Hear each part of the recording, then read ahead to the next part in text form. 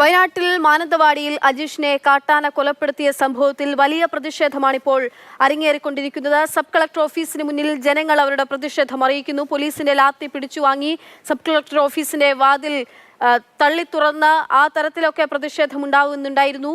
അണപൊട്ടി ഒഴുകുകയാണ് ജനരോഷം. മുഹമ്മദ് ഷെയ്ദ് വിവരങ്ങൾ നൽകും. ഷെയ്ദ്, നേരത്തെ നമ്മൾ ഓരോ സമയം മുന്നോട്ട് പോയിക്കൊണ്ടിരിക്കുമ്പോഴും അവരുടെ ആ പ്രതിഷേധം അതിശക്തമാവുകയാണ്. അണപൊട്ടി ഒഴുകുക എന്നൊക്കെ നമ്മൾ പറയുകയാണെങ്കിൽ അക്ഷരാർത്ഥത്തിൽ അത് തന്നെയാണ് വയനാട്ടിൽ നിന്ന് കാണാൻ കഴിയുന്നത്. ഇപ്പോഴാ സമയം 4 മണിയോട് അടുക്കുന്നു. യോഗത്തിൽ എന്തെങ്കിലുമൊക്കെ ഒരു പൂർണ്ണ തീരുമാനത്തിലേക്ക്, അന്തിമ തീരുമാനത്തിലേക്ക് എത്തുന്നുണ്ടോ? പ്രതിഷേധം ഏത് തലത്തിലേക്ക് നീങ്ങുന്നു ഇപ്പോൾ?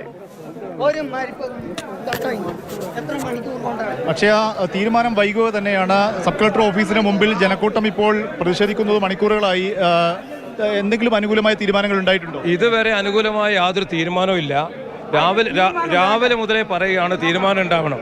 ഒരു ബോഡി ഇവിടെ ഫീസിൽ വെച്ചിരിക്കുകയാണ്.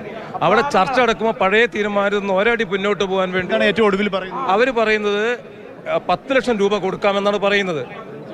5 ഇപ്പോഴും, അതിന് ശേഷം വീണ്ടും 5. ഒന്നാമത് ട്രഷറി നിയന്ത്രണങ്ങളുള്ള മറ്റൊരു കാര്യം നിൽക്കുകയാണ്. പക്ഷേ ഇതിൽ കൃത്യമായ തീരുമാനമെടുക്കേണ്ട വനംവകുപ്പ് മന്ത്രി ഇന്ന് ഒരു അഭിപ്രായം പറഞ്ഞിട്ടില്ല. ഈ ആയിരക്കണക്കിന് ജനങ്ങൾ ഈ ടൗണിൽ തടിച്ചുകൂടിയിരിക്കുന്നു. ഒരു മനുഷ്യനെ സ്വന്തം അദ്ദേഹത്തിന്റെ വീട്ടിൽ നിന്ന് ആക്രമിക്കപ്പെട്ടിരിക്കുന്നു. പരിഹാരത്തിൽ മാത്രമാണോ ഇപ്പോൾ പ്രശ്നമുള്ളത്? നഷ്ടപരിഹാരം മാത്രമല്ല, വയനാട്ടിലെ ജനങ്ങൾക്ക് ജീവിക്കണ്ടേ? സ്വന്തം ബോഡി ഇപ്പം നിൽക്കുകയാണ്. അതിനെന്താ അടിയന്തരമായി അതിന്റെ പരിഹാരം നഷ്ടപരിഹാരം ലഭിച്ചേ തീരും. ഒരു കുടുംബത്തിന് ആശ്രമർക്ക് ജോലി കൊടുക്കണം ആവശ്യപ്പെട്ടു. 50 ലക്ഷം രൂപ വേണമെന്ന് ആവശ്യപ്പെട്ടു. ഈ കാര്യങ്ങൾ തീരുമാനം എടുക്കുന്നില്ല. എന്താ മറുപടി? അവർ പറയുന്ന നെല്ലുള്ള നിയമം അനുസരിച്ച് 10 ലക്ഷം രൂപയെ കൊടുക്കാൻ സാധിക്കൂ. 5 ലക്ഷം രൂപ ഇപ്പോൾ കൊടുക്കും, പിന്നീട് 5 ലക്ഷം രൂപ കൊടുക്കും. ബാക്കിയുള്ള പൈസയ്ക്ക് സംസ്ഥാന ദുരന്ത നിർവഹണ അതോറിറ്റിയിൽ ശുപാർശ ചെയ്യാം. ഉറപ്പ് ലഭിക്കുന്നില്ല. ഒപ്പം ഞങ്ങൾ മുന്നോട്ട് വെക്കുന്ന മറ്റൊരു പ്രശ്നം, വയനാട്ടിലെ ജനങ്ങൾക്ക് ജീവിക്കാൻ പറ്റില്ല. സ്വന്തം വീട്ടിൽ നിന്ന് അവൻ ആക്രമിക്കപ്പെടുകയാണ്. ഈ ആന കഴിഞ്ഞ കുറേ ദിവസങ്ങളായി ഇവിടെയുണ്ട്. ആന നോക്കേണ്ട ഫോറസ്റ്റ് ഉദ്യോഗസ്ഥന്മാർക്ക് ആനയുടെ സഞ്ചാരപാതം അറിയായിരുന്നു. എന്നിട്ടും ഇവർ ശ്രദ്ധിച്ചില്ല. ശരിക്ക് മന്ത്രിയും ഈ സംവിധാനവും കൂടി ഒരു മനുഷ്യനെ കുരുതി കൊടുത്തതാണ്. 3 മണിക്കൂർ പിന്നീട് ചർച്ച തന്നെ 3 മണിക്കൂർ 4 മണിക്കൂറായി ചർച്ച തുടങ്ങിയിട്ട് ഇപ്പോൾ വരെ ബോഡി ഒന്നും ചെയ്യാൻ പറ്റാതെ നിൽക്കുകയാണ്. ഇതിങ്ങനെ അനന്തമായി നീളുകയാണ്. പ്രശ്നങ്ങൾ പരിഹരിക്കുവാൻ, ജനത്തിന്റെ പ്രശ്നം പരിഹരിക്കുവാൻ, അവരുടെ വേദന അവസാനിപ്പിക്കുവാൻ ഒരു തീരുമാനം എടുക്കാതെ അനന്തമായി ചർച്ച നീട്ടിക്കൊണ്ടുപോവുകയാണ്. നീളുന്ന വലിയ പോസ്റ്റ്മോർട്ടം ഒരാളെ കടുവ ഹോസ്പിറ്റൽ അഡ്മിറ്റ് ആയിരിക്കുകയാണ്. ഒരാൾ ആന ചവിട്ടി കൊന്നിരിക്കുകയാണ്. വയനാട്ടിൽ ജനങ്ങൾക്ക് ജീവിക്കാനുള്ള ഒരു രീതിയിൽ മാർഗമില്ല.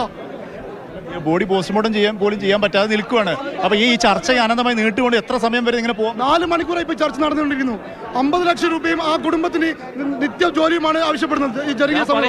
ചർച്ച എത്രയും പെട്ടെന്ന് അവസാനിപ്പിച്ച് അനുകൂലമായ തീരുമാനം ഉണ്ടായില്ലെങ്കിൽ വലിയ കാഷ്വാറ്റിലേക്ക് പോകും, വലിയ ദുരന്തത്തിലേക്ക് അത് അവസാനിക്കും. അതിന്റെ ഉത്തരവാദിത്വം സംസ്ഥാന സർക്കാരിനും വനം മന്ത്രിക്കുമായിരിക്കുന്ന അസന്നിഗ്ധമായി പറയാൻ ഞങ്ങൾ ആഗ്രഹിക്കുകയാണ്. രീതിയിലാണ് ചർച്ചകൾ തുടരുന്നുണ്ട്. മണിക്കൂറുകൾ പിന്നിട്ട് കഴിഞ്ഞു, പക്ഷേ പരിഹാരമാകുന്നില്ല. ഇവർ ആവശ്യപ്പെടുന്ന അടിയന്തരമായ ആവശ്യങ്ങൾ നഷ്ടപരിഹാരം ഉൾപ്പെടെയുള്ള കാര്യങ്ങളാണ്. പക്ഷേ അക്കാര്യത്തിൽ വളരെ പ്രാഥമികമായ 5 ലക്ഷം രൂപ ഇപ്പോഴും, 5 ലക്ഷം രൂപ പിന്നെയും, ഇത് ഒരിക്കലും കാരണവശാലും അംഗീകരിക്കാൻ കഴിയില്ല. ഈ രീതിയിൽ കബളിപ്പിക്കപ്പെട്ട ജനതയാണ് വയനാട്ടിലേത്. മുൻകാലങ്ങളിലുണ്ടായ ഇത്തരം കാട്ടാന വന്യജീവി ആക്രമണത്തിൽ കൊല്ലപ്പെട്ടവരുടെ കുടുംബത്തിന് ഈ രീതിയിൽ പ്രഖ്യാപനങ്ങൾ ഒതുങ്ങി അവർ പിന്നീട് കബളിപ്പിക്കപ്പെടുന്ന സാഹചര്യം ഉണ്ടാകുന്നു. ഇത് ഇവിടെ ആവർത്തിക്കാൻ, അജീഷിന്റെ മരണം ഇത് അവസാനത്തേതാകണം, ഇത് ആവർത്തിക്കാൻ കഴിയില്ല എന്ന ഒരു ഉറച്ച നിലപാടാണ്. അതുകൊണ്ട് തന്നെയാണ് സമയങ്ങളെടുത്താൽ, എത്ര സമയമെടുത്താലും പ്രതിഷേധത്തിൽ നിന്ന് പിന്മാറാതെ ഇവിടെ നിലയുറപ്പിക്കുമെന്ന് തന്നെയാണ് ഇവർ പറയുന്നത്. പക്ഷേ അപ്പോഴുമുള്ള പ്രതിസന്ധി, അജീഷിന്റെ മൃതദേഹം പോസ്റ്റ്മോർട്ടം പോലും ചെയ്യാൻ കഴിയാതെ ആംബുലൻസിൽ നിൽക്കേണ്ട ഒരു സാഹചര്യം, ഇത് സങ്കീർണമാണ്.